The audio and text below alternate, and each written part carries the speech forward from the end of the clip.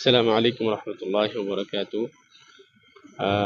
আল্লাহ তাআলা সূরা ইনসানে বা সূরা দাহরে মুমিনদের যারা সৎকর্মশীল বান্দা তাদের বর্ণনা দিতে গিয়ে আল্লাহ তাআলা বলেন যে ওয়ায়ুতঈমুনা আত-তাআমা আলা হুব্বিহি মিসকিনাও ওয়া ইয়াতীমাও ওয়া আসীরা।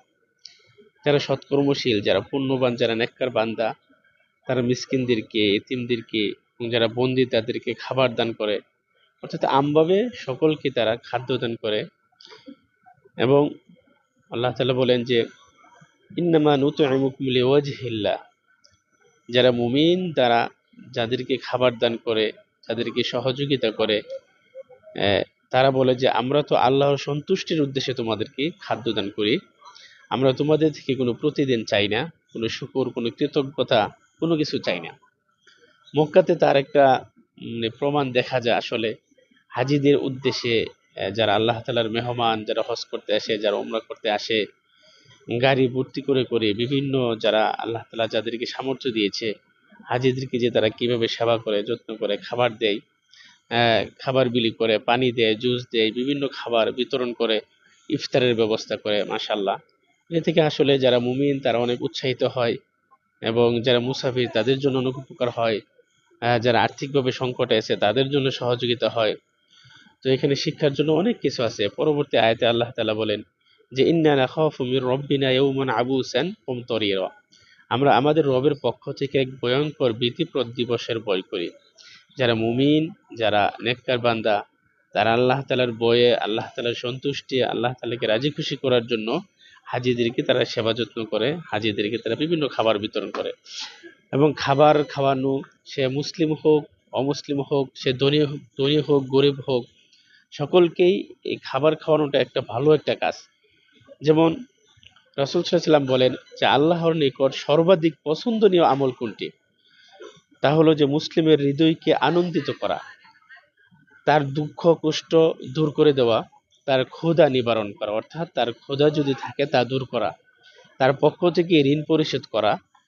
এগুলো হলো আল্লাহ তাআলার নিকট পছন্দনীয় কাজের মধ্যে এই কয়েকটা কাজ। তার মধ্যে একটা হলো যে কোনো মানুষের বা মুসলিমের, সে যেই হোক, তার ক্ষুধা নিবারণ করা।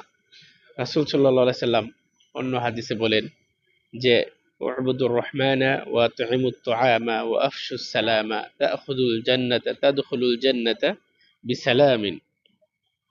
রাসূল সাল্লাল্লাহু আলাইহি সাল্লাম বলেন যে তোমরা দয়াময় রহমানের ইবাদত করো, তোমরা দয়াময় রহমানের আল্লাহ তাআলার ইবাদত করো, ওয়া তু'ইমুত তুআমা, এবং তোমরা মানুষকে খাবার খাওয়াও, সালামের অধিক প্রচলন ঘটাও। অন্য জায়গায় বলেন যে ইয়া আইয়ুহান নাস, আমভাবে মানুষদেরকে বলা হয়েছে যে ইয়া আইয়ুহান নাস আফশুস সালামা ওয়া তু'ইমুত তুআমা, সালামের প্রচার প্রসার ঘটাও এবং তোমরা খাবার খাওয়াও। মানুষদেরকে খাবার খাওয়ানো, আপ্যায়ন করা, মেহমানদারি করা, এটা অবশ্যই একটা নেককার কাজ, একটা ভালো কাজ। কারণ সবাই কাজটা করতে পারে না। মানুষের টাকা থাকলে মন থাকে না, মন থাকলে টাকা থাকে না। তো আল্লাহ তাআলা যাদেরকে মন দিছে, দন দিছে, অথবা যার যে সামর্থ্য আছে সেই অনুযায়ী মানুষদেরকে যেখানেই হোক তাদেরকে খাবার খাওয়ানো একটা ভালো কাজ। আমরা চেষ্টা করব একটা পানি দেওয়া হলেও, একটা চকলেট দেওয়া হলেও, সামান্য একটা খেজুর দেওয়া হলেও যদি একটা মানুষকে দেওয়া হয় অবশ্যই সে অনেক খুশি হবে। এবং যারা দরিদ্র আছে, যারা এতিম আছে, যারা অসহায় আছে তাদের পাশে দাঁড়ানো।